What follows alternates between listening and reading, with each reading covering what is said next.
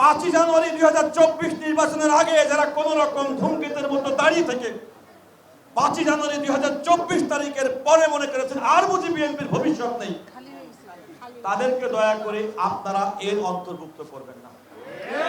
আমি প্রস্তাব করেছিলাম এই দুই সময়ের পরে যে যদি কোনো ব্যক্তি একটি ছবি একটি ভিডিও দেখাতে পারে তাকে নিঃসন্দেহে এই দলে অন্তর্ভুক্ত করুন, এর বাইরে কেউ না।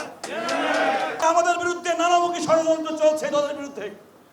যে কোনো ব্যক্তি অপকর্ম করবে তার সমস্ত দায় আমাদের দল এবং জনাব তারেক রহমানের উপরে চাপানো হচ্ছে। পৃথিবীতে এমন কোন দেশ আছে যে দেশে হত্যাকাণ্ড হওয়ার পরে সরকার প্রধান স্বরাষ্ট্রমন্ত্রীর পদত্যাগ না করে জনাব তারেক রহমানের বিরুদ্ধে সমালোচনা হচ্ছে, তার কাছে বিচার চাওয়া হচ্ছে? এর কারণটা কি? কারণ এই দেশের জনগণ মনে করে আগামী দিনে আবার সুষ্ঠু নিরপেক্ষ নির্বাচনের মাধ্যমে যে সরকার গঠিত হবে সেই সরকার জনাব তারেক রহমান নেতৃত্ব দিবে। যারা স্বাধীনতায় বিশ্বাসী না, এদেশ স্বাধীন হোক যারা চাননি, যারা কথা বলার আগে 71কে অবজ্ঞা করে 47-এ চলে যান, মাইন্ডে 71কে অবজ্ঞা করে 47-এ চলে যান।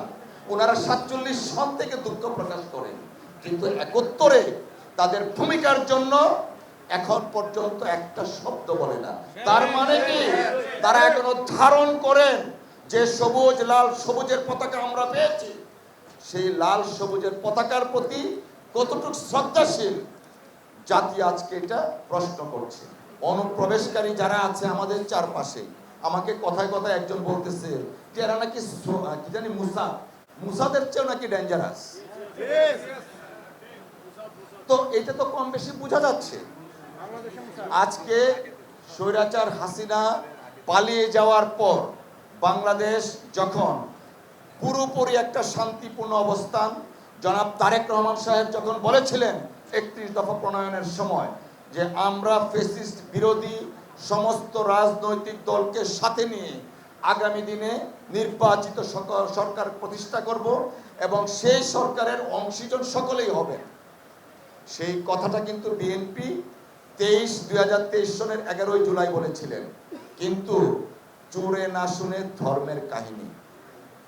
তারা 5 আগস্টের পর থেকে এই আজকে একটা বলে কালকে একটা বলে, এই বলে বলে আজকে দেশটাকে একটা অস্থিতিশীল করার জন্য পায় তারা চালাচ্ছে।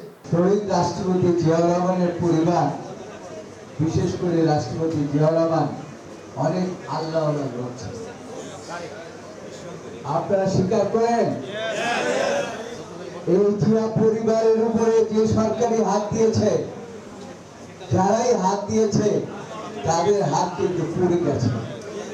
এরশাদ হাত দিয়েছে, এরশাদের হাত পুড়ে গেছে।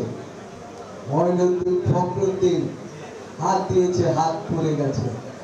সর্বশেষ স্বৈরাচার ফ্যাসিস্ট সরকার শেখ হাসিনা জিয়া পরিবারকে একদম চিরতরে ধ্বংস করতে চেয়েছিল। হাত শুধু পুড়ে যায়, দেশ থেকে পালিয়ে যেতে বাধ্য হয়েছে।